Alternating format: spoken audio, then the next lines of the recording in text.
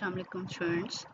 आपके course contents में दो टॉपिक दिए हुए हैं, सोलेबिलिटी प्रोडक्ट एंड कॉमन आइन इफेक्ट।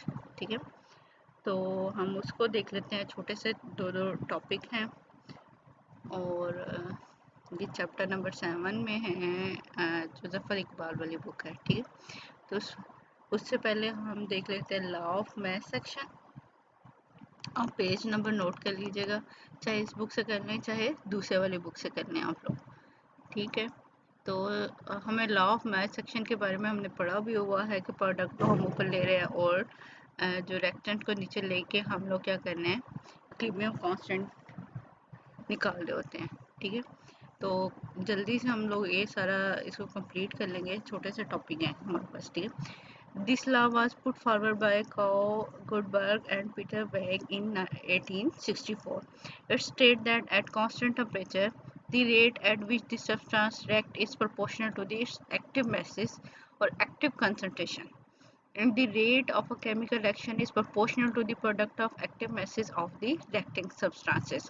कि rate of reaction जो है वो active concentration पे डिपेंड कर रहा होता है। ठीक है, reactant की। अब हम यूजली मोलर कंसंट्रेशन लिख रहे होते हैं। ठीक है, कि अगर हमारे पास आइडियल सोल्यूशन है तो हम मोलर कंसंट्रेशन ले रहे होते हैं, लेकिन अगर वीक इलेक्ट्रोलाइट है तो हम उसकी एक्टिव कंसंट्रेशन लेते हैं। कि यानी कि हमने ऐड तो अगर 10 मोल किए थे, तो अगर 10 के 10 मोल जो है रिएक्ट हो रहे हैं तो फिर तो वो हमारे पास आइडियल सोल्यूशन है। लेकिन क्या होता है समटाइम कि कुछ मटेरियल जो है ना वो रिएक्ट नहीं कर रहा होता, तो वहाँ पे हम एक्टिव कंसंट्रेशन ले रहे होते हैं। ठीक है, तो जनरल हमारे पास क्या आ जाता है, consider general reaction A plus B goes to C plus D, और रिवर्सिबल रिएक्शन है तो ये बैकवर्ड भी होगा। और ये कंसंट्रेशन को हम क्या है ब्रैकेट में लिखे होते हैं, हमें पता है ये मोल पर डीएम क्यूब कंसंट्रेशन की टर्म में लिखा होता है। ठीक है, let A B C and D are the active masses और active molecular concentration of A B C respectively at equilibrium point. तो हमारे पास rate of combination of A and B is directly proportional to the product of concentration of A and B. और हमें पता है कि proportionality को ख़त्म करते हैं तो हमारे पास क्या आ जाता है, कांस्टेंट की वैल्यू आ जाती है के, स्मॉल के आता है। ठीक है, इन्होंने यहाँ कैपिटल लिखा हुआ है।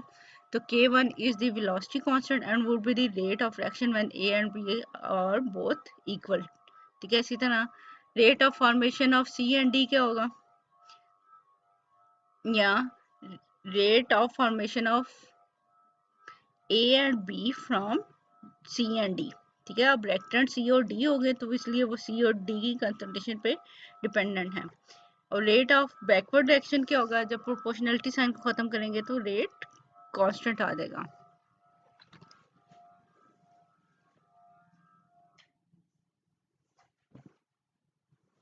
तो ये रेट कांस्टेंट क्या है, स्मॉल के 2। और अगर हम इक्विलिब्रियम पॉइंट देखें तो वहाँ पे हमारे पास क्या होता है, rate of forward action is equal to rate of backward action, यानी K1 into A1 into A B concentration is equal to K2 into C concentration and T concentration. तो हम क्या करें, डिवाइड कर दें K1 डिवाइडेड बाय K2, तो यहाँ पे हमारे पास क्या आ जाएगा, C into D divided by A into A into B concentration. और K1 divided by K2 is called capital K कहा जाता है इसको, या के ई लिखा जा रहा है, या के समटाइम के सी लिखा जाता है। ठीक है, वेयर के is called the equilibrium constant. It may very,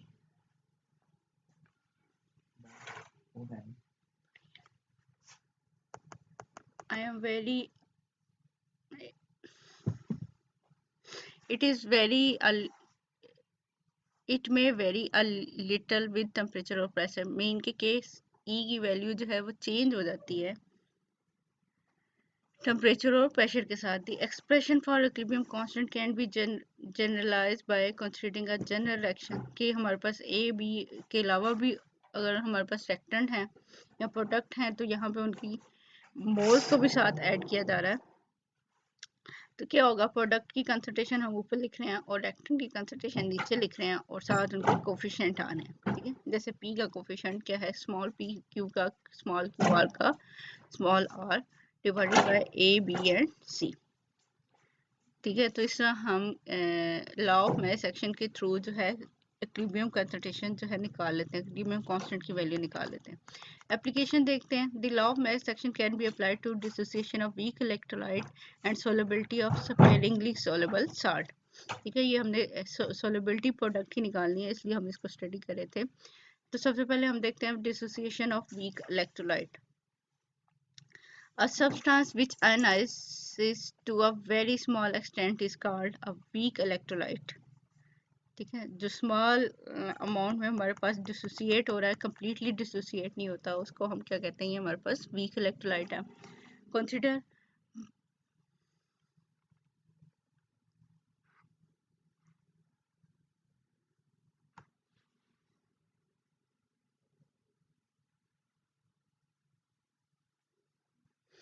consider 1 gram mole of weak binding electrolyte, mean हमारे पास ए और ए बी है, डिजोल्व इन बी वॉल्यूम जो कि लीटर ऑफ सोल्यूशन है, let x be its degree of dissociation. तो हम उसकी डिग्री ऑफ डिसोसिएशन निकाल लेते हैं कि हमारे पास ए बी है, वो कन्वर्ट हो रहा है ए पॉजिटिव आयन और बी नेगेटिव आयन के अंदर। तो हमारे पास अगर स्टार्ट पे ए 1 मोल है, ठीक है, तो वो स्टार्ट में हमारे पास प्रोडक्ट नहीं है तो वो 0 मोल है, लेकिन कुछ टाइम के बाद हमारे पास क्या है, ए के भी एक्स मोल बन गए, बी के भी एक्स मोल बन गए। तो हमारे पास क्या हुआ, तो रिमेनिंग कंसंट्रेशन हमारे पास रिएक्टेंट की क्या रह जाती है, 1 minus x mole. The concentration at equilibrium, हम क्या कर सकते हैं कि ए की कंसंट्रेशन इक्विलिब्रियम पे कितनी है, ठीक है, एक्स ओवर वी वॉल्यूम, और बी की कंसंट्रेशन हमारे पास क्या है, एक्स ओवर वी है। तो रिमेनिंग कंसंट्रेशन हमारे पास ए बी की कितनी थी, 1 minus x divided by volume, यानी कि हम इसे वॉल्यूम की टर्म में ले रहे हैं। Hence the rate of ionisation is directly proportional to, जैसे रिएक्टेंट के लिहाज से है 1 minus x divided by V is equal to, आप प्रोपोर्शनलिटी साइन को खत्म करें तो k1 आगे जाएगा बस, ठीक है। और रेट ऑफ कॉम्बिनेशन यानी कि हम प्रोडक्ट के लिहाज से लिखें तो हमारे पास क्या होगा, is directly proportional to x over V multiply by x over V, ठीक है। तो ये क्या हो जाएगा, x square over V square, और प्रोपोर्शनलिटी साइन की जगह पे k2 आ जाएगा, ठीक है। अब हमारे पास क्या है, हम इक्विलिब्रियम पे निकाल सकते हैं। At equilibrium the rate of ionisation and combination are equal. तो यहाँ पे क्या होगा, वही पिछली वाली इक्वेशन हम लिख लेंगे, और जैसे हमने सिंपल इक्विलिब्रियम कांस्टेंट निकाला था वैसे हम यहाँ पे भी इक्विलिब्रियम कांस्टेंट निकाल लेंगे। तो क्या होगा कि k1 डिवाइडेड बाई k2, और दूसरी साइड पे x square divided by V square, और उसके डिनोमिनेटर में आ जाएगा 1 minus x over we.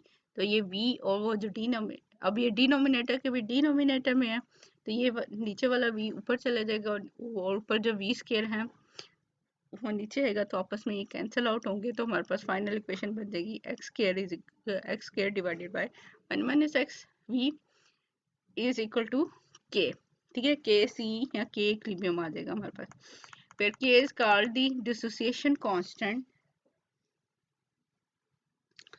and the equation representing the variation of degree of dissociation with dilution is called Ostwald dilution law। कि ये हमारे पास क्या है, डिसोसिएशन कांस्टेंट है, और ये इक्वेशन रिप्रेजेंट करी है कि कितना जो कोई भी सब्सटेंस है वो डिसोसिएट होता है विद डाइल्यूशन, यानी वॉल्यूम के साथ, ठीक है। जैसे हम वॉल्यूम इंक्रीज करते जाएंगे तो उसकी डिसोसिएशन कितनी होती जाएगी। In case of a weak electrolyte the value of x is very small as compare with the 1, ठीक है, कि 1 एक डिजिट वैल्यू है। जब हमारे पास ये वीक इलेक्ट्रोलाइट है तो इसकी एक्स की वैल्यू जो होती है कि इसकी कम होती है, तो ये इसको हम क्या कर सकते हैं, डिनोमिनेटर में से इग्नोर भी कर सकते हैं, और ये इक्वेशन हमारे पास क्या बन जाएगी, x square divided by 1 into V is equal to K, ठीक है।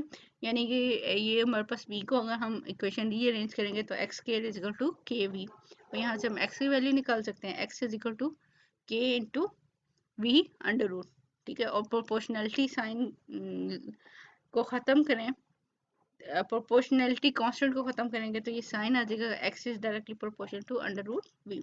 इन other word the degree of dissociation for weak electrolytes is proportional to the square root of dilution के जितना हम डाइल्यूट करते जाएंगे उतना ही वीक इलेक्ट्रोलाइट की डिसोसिएशन होती जाएगी.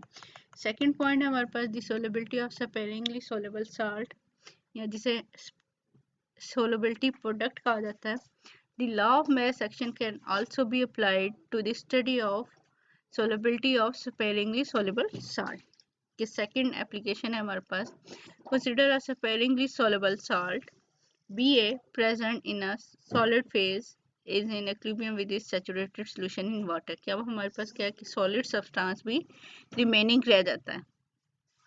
The equilibrium can be represented as Ba is in equilibrium with Ba liquid. अब वो डिजोल्व हो रहा है और उसके बाद फिर वो आयंस में कन्वर्ट हो रहा है. ठीक है, बी पॉजिटिव और इनएक्टिव में कन्वर्ट हो रहा है. The dissolve portion of in solution dissociate and constitute an ionic equilibrium. कि हमारे पास क्या है कि हम डिजोल्व पोर्शन को ले रहे हैं पहले कि वहाँ पे हमारे पास जो है इक्विलिब्रियम कैसे बनेगा कि B positive into A negative concentration divided by B A concentration. अब हमें यहाँ पे पता है कि बी पॉजिटिव क्या है, एक्टिव मास और concentration of B positive. A negative हमारे पास क्या एक्टिव मास और कंसंट्रेशन ऑफ ए नेगेटिव और बी ए हमारे पास एक्टिव मास और कंसंट्रेशन ऑफ बी ए. और के हमारे पास क्या है, इक्विलिब्रियम कांस्टेंट है.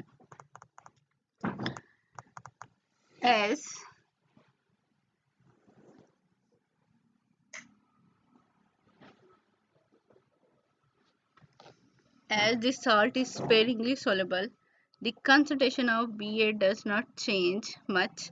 कि हमारे पास क्या है, स्पेरिंगली सोलेबल है, मीन थोड़ा सा सोलेबल है, ज़्यादा अमाउंट तो उसकी सॉलिड में ही पड़ी होगी. ठीक है, और इसलिए हम ये कहते हैं कि इसकी कंसंट्रेशन हमारे पास चेंज नहीं हो रही होती. As the salt is sparingly soluble the concentration of Ba does not change much and it is thus consider to be constant. तो ये कांस्टेंट कंसिडर की जाती है कि इसको हम K के साथ मल्टीप्लाई कर देते हैं. जैसे हम कहते हैं ना अक्सर सॉल्वेंट जो है कांस्टेंट उसकी कंसंट्रेशन रहती है, या वाटर आप लोगों ने देखा होगा पहले, तो कांस्टेंट कंसंट्रेशन रहती है तो उसको इक्विलिब्रियम के साथ मल्टीप्लाई कर लेते हैं. रेट कांस्टेंट्स के साथ या इक्विलिब्रियम कांस्टेंट के साथ पीछे भी हमने मल्टीप्लाई किए हुए हैं. तो यहाँ पे भी क्या है, हमारे पास के साथ इसको मल्टीप्लाई कर लेंगे और रिमेनिंग कंसंट्रेशन हमारे पास सिर्फ बी पॉजिटिव और इनएक्टिव रह जाएगी और ये कांस्टेंट के इक्वल आ जाएगा जिसे हम के एस कह रहे हैं. ठीक है, where Ks is called the solubility product, it is constant at constant temperature and can be defined as, हम इसको डिफाइन कर सकते हैं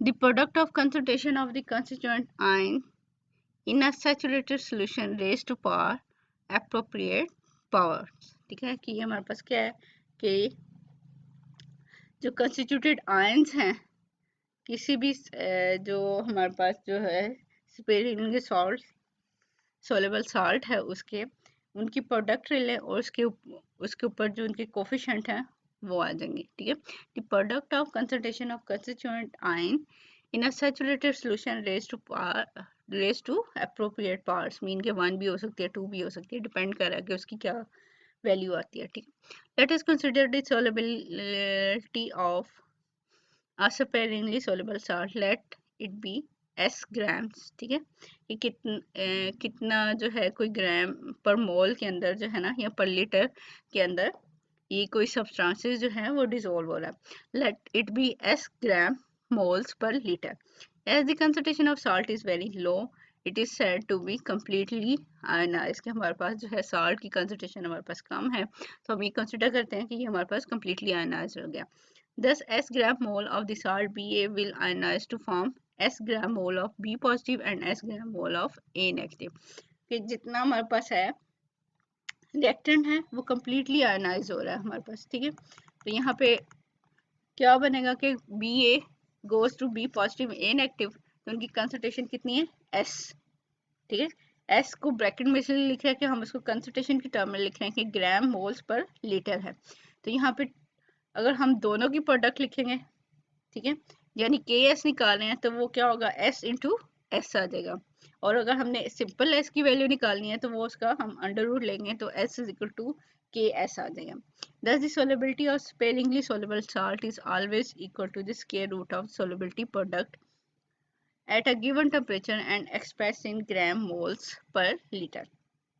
किस सोलेबिलिटी हम देख रहे हैं, जो स्पेरिंगली सोलेबल साल्ट है वो किसके इक्वल है हमेशा, जो उसकी के एस जो आ रहा था उसके अंडर रूट के इक्वल आ रहा था। ठीक है, और कुछ एग्जांपल दी जा रही हैं, जैसे सिल्वर क्लोराइड है तो ये कन्वर्ट होगा सिल्वर पॉजिटिव आयन में और क्लोराइड नेगेटिव आयन के अंदर, तो इसका के एस किसके इक्वल होगा, कि आयनिक जो उनकी कंसंट्रेशन है सिल्वर की और क्लोरीन क्लोराइड की, इसकी सोलेबिलिटी या सोलेबिलिटी प्रोडक्ट किसके इक्वल है, जो इसका के एस आ रहा था उसके अंडर रूट के, या under root concentration of silver और कंसंट्रेशन ऑफ क्लोराइड आयंस। ठीक है, इसी तरह लेड क्लोराइड है, लेड +2 और क्लोरीन हमारे पास जो है 2 आयंस हैं यहाँ पे, तो +2 क्लोराइड आयन। ठीक है, तो अब इसका जो है कोफिशिएंट जो होगा वो क्लोरीन का 2 आएगा और लेड का 1 आएगा। तो इसी तरह इसकी सोलेबिलिटी प्रोडक्ट कैसे बनेगी, कि under root of lead concentration plus into chloride concentration raise to power 2, ये इसका के एस की वैल्यू आ जाती है। ठीक है, तो उसका अंडर रूट ले रहे हैं हम। इसी तरह सिल्वर क्रोमेट है, तो अब सिल्वर के 2 आयंस हैं हमारे पास और क्रोमेट का 1 है, तो सिल्वर की का जो कोफिशिएंट है वो 2 होगा और क्रोमेट का 1 होगा, तो ये उसकी सोलेबिलिटी प्रोडक्ट आ जाएगी। नीचे आपको जो कुछ एग्जांपल्स दी हुई हैं तो आप लोग ने इनको लाजमी करना है। अभी मैं पहले थोरेटिकल पढ़ा लूँगी, अगर कुछ टाइम बचा तो फिर हम जो है इसको देख लेंगे, वरना ये आप लोगों ने खुद करनी है। ठीक है, और ये लाजमी करनी है, बहुत ज़्यादा कॉन्सेप्ट जो है आप लोगों के यहाँ से क्लियर हो जाएंगे। The solubility of solid is increased by the presence of the ions of another salt in the solution।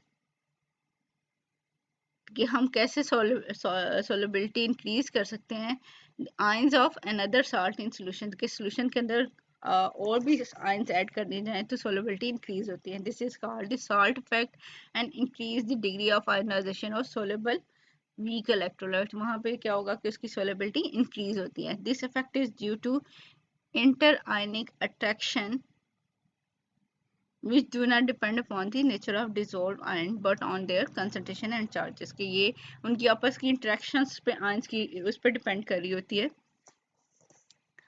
और इस ये डिपेंड करती है चार्ज के ऊपर और आयंस की कंसंट्रेशन कितनी है, ये उस चीज़ के ऊपर डिपेंड कर रही होती है। Therefore fallen ion reduce the activities of the ions of the substance under study, कि वो उनकी एक्टिविटी को डिक्रीज कर सकती है या एक्टिविटी को चेंज कर सकती है। ठीक है, नेक्स्ट है हमारे पास precipitation and the solubility product, के हमारे पास कैसे हम किसी भी सब्सटेंस की सोलेबिलिटी प्रोडक्ट को डिक्रीज करके उसको प्रेसिपिटेट्स में कन्वर्ट कर सकते हैं, वो देख लेते हैं हम। और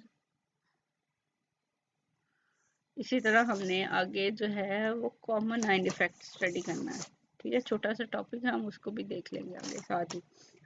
The precipitation and solubility product. The numerical value of the solubility product of a salt gave a quantitative limit of the solubility of salt। के इससे हमें पता चल जाता है कि कितना सब्सटेंस जो है उसकी solubility है, हम उसको काउंट कर सकते हैं। For a particular solution of a salt, the product of concentration of ion each raised to the appropriate power is called the ionic product। ये हम पीछे देख चुके हैं। Thus for the saturated solution in equilibrium with excess solid, the ionic product equal to Ks, ये हमने पीछे देख लिया। If the ionic product of solution is less than the Ks, the solution is unsaturated। कि Ks की value ज़्यादा है और ionic product की वैल्यू कम है, तो इसका मतलब है कि जो है बहुत ज़्यादा कम आयंस में वो प्रेजेंट है, यानी कि सोल्यूशन जो हमारे पास क्या है, अनसेचुरेटेड है। Additional solid ionic product can dissolve in this solution, के हम इसके अंदर और मटेरियल को डिजोल्व कर सकते हैं। On the other hand if the ionic product is greater than Ks, the solution is momentarily super saturated. अब ये Ks की वैल्यू जो है लेस देन है, लेकिन आयनिक प्रोडक्ट हमारे पास जो है वो ज़्यादा है, तो इसका मतलब है कि ये हमारे पास सुपर सैचुरेटेड होगा and precipitation will be occur until the ionic product equals to Ks, कि जब तक हमारे पास Ks की इक्वल नहीं आ जाती उतनी देर तक हमारे पास क्या हो सकता है, प्रेसिपिटेशन हो सकती है। ये आपको न्यूमेरिकल दिए हुए हैं, ठीक है, इसको यहाँ पे आपने देखना है। हम आयनाइजेशन ऑफ वाटर देख चुके हैं ऑलरेडी पहले, ठीक है, कि प्योर वाटर हमारे पास वीक इलेक्ट्रोलाइट होता है, H पॉजिटिव आयन और नेगेटिव आयन में कन्वर्ट होता है, तो इसकी जो है हमारे पास आयनिक प्रोडक्ट ऑफ वाटर जिसे हम KW से सिंबलाइज करते हैं, उसकी वैल्यू कहते हैं 1 × 10⁻⁻14 होती है, और एक्ट उसमें से न्यूट्रल अगर प्योर वाटर है तो दोनों की कंसंट्रेशन इक्वल होती है, जिसको x के इक्वल किया जा रहा है, ठीक है, और टोटल अगर हमारे पास x स्क्वायर जो है 1 × 10⁻⁻14 है, तो x की वैल्यू हमारे पास कितनी आती है, 1 × 10⁻⁻7, ठीक है, ये इतनी आ जाती है। अब हम देख लेते हैं कॉमन आयन इफेक्ट, कि कॉमन आयन इफेक्ट क्या होता है। इन अ 0.1 molar solution of acetic acid, methyl orange gives red color. If sodium acetate is added to this solution, the color changes to yellow, showing that this addition caused the acidity of solution to decrease.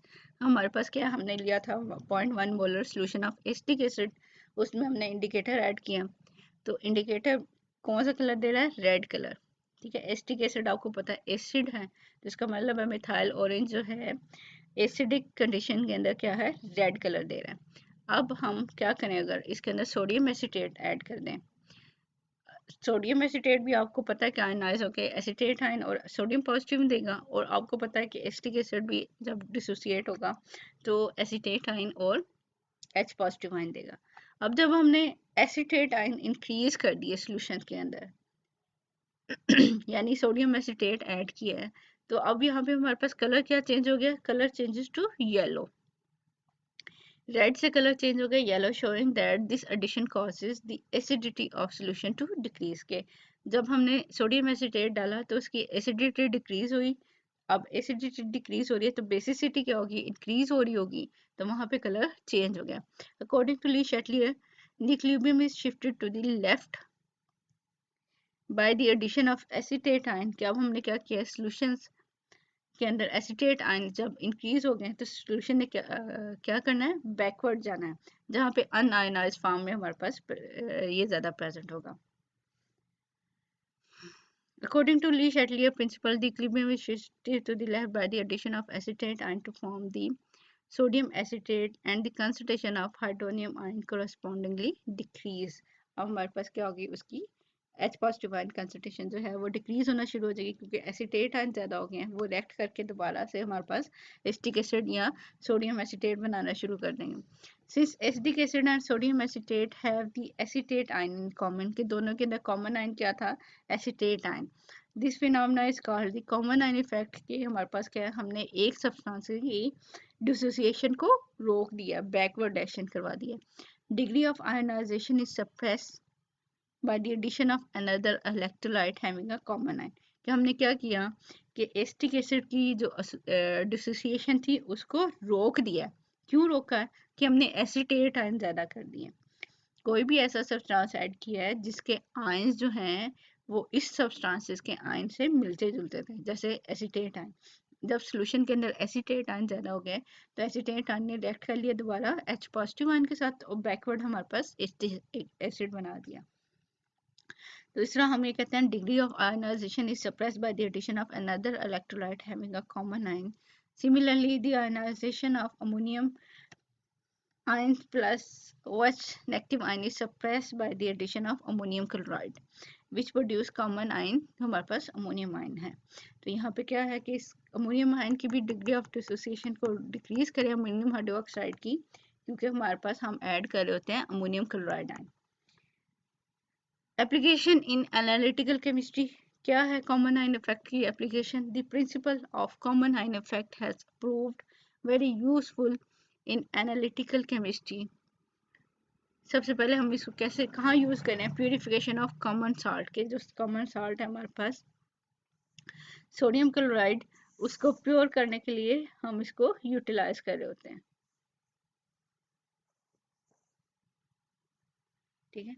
The common salt sodium chloride can be purified by passing dry HCl gas through saturated salt solution, कि इसके अंदर से अब sodium chloride है, उसके अंदर से HCl gas pass करेंगे तो कॉमन आयन इनके दरम्यान में क्या है, क्लोराइड आयन, ठीक है।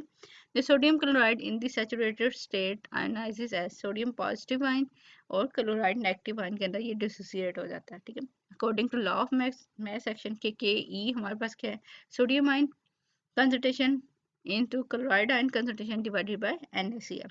अब हमारे पास क्या है, हम इसके अंदर HCl ऐड कर रहे हैं तो वो भी आयनाइज होगा H पॉजिटिव आयन और क्लोराइड आयंस के। तो आपने ये देखा कि क्लोराइड आयन जो हैं हमारे पास क्या है, सोल्यूशन में ज़्यादा हो जाएंगे। जब क्लोराइड आयन ज़्यादा होंगे तो वो क्लोराइड आयन जो है सोडियम के साथ रिएक्ट करके और बैकवर्ड हमारे पास सोडियम क्लोराइड बना देंगे और वो प्योर हमारे पास सोडियम क्लोराइड आ जाएगा। Chloride ions, which is common ion with the chloride ions of NaCl in water. As a result, the concentration of chloride ion increases to keep the K constant, यानी equilibrium constant हमने उसकी constant value रखनी है. The amount of NaCl is increased, कि backward reaction हमारे पास ज़्यादा होगा. Thus, more and more of the sodium chloride molecule are formed and get precipitated. The salt is filtered and obtained in pure form. तो इस तरह हम इसको pure form के अंदर obtain कर लेंगे. नेक्स्ट है use of HCl in group 2 of salt analysis, कि हम जो एसिड और बेस एनालिसिस कर रहे होते हैं एक्सपेरिमेंट में भी है आप लोगों के, तो वहाँ पर भी जो है हम इसको यूज कर सकते हैं. The cation of second group of the salt analysis is precipitated by passing H2S gas in the acidic medium. ये जब आप प्रैक्टिकल करोगे तो उसमें ये साल्ट एनालिसिस वाले में आप देखोगे कि इन कंपाउंड्स को डिफरेंट ग्रुप में डिवाइड किया हुआ है 1 और 2 के अंदर. तो ये जो 2 साल्ट वाले साल्ट थे उनके अंदर हम क्या करते हैं, जो है हाइड्रोजन सल्फाइड गैस ऐड करते होते हैं एसिडिक मीडियम के अंदर. The function of HCl is to suppress the ionization of hydrogen sulfide gas due to common ion effect, ठीक है. The common ion of hydrogen sulfide and HCl are, यहाँ पे H positive ion होगा, ठीक है. H2S ionise हो रही है हमारे पास 2 H पॉजिटिव में और सल्फाइड आयंस के अंदर, और HCl जो है आयनाइज हो रही है H पॉजिटिव और क्लोराइन के अंदर. तो यहाँ पे हमारे पास H पॉजिटिव आयन जो है हमारे पास कॉमन आयन है, तो ये बैकवर्ड में जाएंगे हमारे पास. Due to provision of H positive ion, more and more of these sulfide ions combine with the H positive ions to form undissociated hydrogen sulfide gas. Thus, the ionization of H2S gas is suppressed. Whatever the sulfide ions are left ionized, these form metallic sulfide with the cation of the second group. अब जितने भी हमारे पास क्या हुआ है sulphide ion रह जाते हैं तो वो जो साल्ट है मेटल, ठीक है, मेटल का जो है उस मेटल के साथ कंबाइन होके क्या बना रहे हैं कि सल्फाइड बना देंगे. अब वो जो सल्फाइड होंगे वो प्रेसिपिटेट्स हो जाएंगे और हमें उनके बारे में या उनके कलर से पता चल जाएगा, ठीक है, उनके बारे में इंफॉर्मेशन मिल जाएगी. The cations of the both second and fourth group are capable of forming sulfide, के जो दूसरा ग्रुप है और चौथा ग्रुप है दोनों जो है वो सल्फाइड बना सकते हैं. The sulfide of the former group are sparingly soluble and those of the latter, the fourth group, are fairly soluble, के जो ग्रुप 2 है उसके जो सल्फाइड होंगे वो इतने ज़्यादा सोलेबल नहीं होते इसके अंदर, ठीक है. जब इसकी सोलेबिलिटी कम होगी तो उनके प्रेसिपिटेट्स जल्दी बन जाएंगे एज कम्पेयर टू ग्रुप 4 के. That is why the sulfide of second group are precipitated by H2S gas in the acidic medium and those of the fourth group remain in solution and not precipitated along the sulfide of the second group. ये second group के साथ जो है ये तो बन जाते हैं, प्रेसिपिटेट्स बन जाते हैं, लेकिन फोर्थ ग्रुप के साथ जो है इसके प्रेसिपिटेट्स नहीं बनते. ये तो थी सेकंड एप्लीकेशन. नीचे न्यूमेरिकल है, ये आप लोगों ने करना है खुद से, ठीक है. थर्ड एप्लीकेशन देख लेते हैं, use of sodium chloride ammonium chloride in salt analysis, के हम इसको भी साल्ट एनालिसिस में यूज़ करें। Ammonium chloride is added to the solution of salt to be analyzed after the second group, के सेकंड ग्रुप के बाद जो थर्ड के लिए एनालिसिस करना है हमने, तो उसके लिए हम क्या ऐड करते हैं, सॉलिड जो है हमारे पास अमोनियम क्लोराइड ऐड करते हैं। Its function is to suppress the concentration of OH ions due to the common ion जो अमोनियम आयन है, ठीक है, in ammonium chloride and ammonium hydroxide. अब ये हमारे पास जो है थर्ड ग्रुप के लिए रिएजेंट होते हैं कि अमोनियम क्लोराइड, अमोनियम हाइड्रोक्साइड और अमोनियम क्लोराइड। अब हमारे पास क्या है, दोनों की आयनाइजेशन कैसे होती है, अमोनियम क्लोराइड में अमोनियम आयंस और क्लोराइड आयन बन रहे हैं, अमोनियम हाइड्रोक्साइड के अंदर हमारे पास क्या है, ammonium ion and OH negative ion बन रहे हैं। तो अब अमोनियम आयन हमारे पास ज़्यादा है, तो क्या होगा कि ये रिएक्ट करेगा OH आयन के साथ और अगेन हमारे पास अमोनियम हाइड्रोक्साइड बना देंगे। Hydroxide of third group are sparingly soluble and those of the succeeding group are fairly soluble, ठीक है। ये जो थर्ड ग्रुप है उसके हाइड्रोक्साइड जो बनते हैं वो स्पेरिंगली सोलेबल है, जो चीज़ स्पेरिंगली सोलेबल है तो वो नीचे प्रेसिपिटेट्स बन जाएगी, तो हम उसको डिटेक्ट कर लेंगे। लेकिन इसके बाद 4, 5 और 6 ग्रुप हैं, तो वो क्या है हमारे पास, वो फेयरली सोलेबल लगते हैं, तो इसलिए वो नीचे नहीं बैठते, और यहाँ पे जो थर्ड ग्रुप की मेटल्स हैं हम उनको डिटेक्ट कर सकते हैं। That is why the hydroxide of third group are precipitated in the third group and those of the succeeding group remain in solution. Similarly, addition of ammonium chloride shows the same function in all the succeeding group. इसी तरह next हमारे पास क्या है, for example है हमारे पास the use of ammonium hydroxide in the fourth group of salt analysis. The function of ammonium hydroxide is to provide OH ions which remove H positive ion and thus enhances the ionization of H2S, ठीक है। More the formation of sulfide and more is the precipitation of sulfide. अब fourth group है, उसके अंदर हमारे पास क्या है, ये H2S गैस है, वो H पॉजिटिव आयन के अंदर है और सल्फाइड नेगेटिव में कन्वर्ट हो रही है, और इसके अंदर हम क्या करते हैं, अमोनियम हाइड्रोक्साइड ऐड करें तो ammonium ion and OH negative ion बन रहे हैं, तो ये H पॉजिटिव और OH मिलकर वाटर बना रहे हैं, और जितने भी सल्फाइड रह गए हैं, जितना सल्फाइड ज़्यादा बनेगा, क्योंकि हम उसके अंदर से H पॉजिटिव आयन को ख़त्म करते जा रहे हैं, जितना सल्फाइड ज़्यादा बनेगा मेटल का, उतने ही वो जो है मेटल के साथ जो है वो प्रेसिपिटेट्स होते जाएंगे। तो वहाँ से हमारे पास जो है हम उसको भी डिटेक्ट कर लेते हैं। स्टूडेंट, ये दो टॉपिक थे, कॉमन आयन इफेक्ट और स्पेरिंगली सोलेबल साल्ट की सोलेबिलिटी प्रोडक्ट, ये आप लोगों के उसके अंदर थे, तो आप लोगों ने इसको भी स्टडी कर लेना है, और दूसरी बुक के अंदर से भी आप लोगों ने लाजमी इसको करना है, ठीक है। दोनों बुक के ऊपर से स्टडी करना है आप लोगों ने, और न्यूमेरिकल भी करने हैं इसके।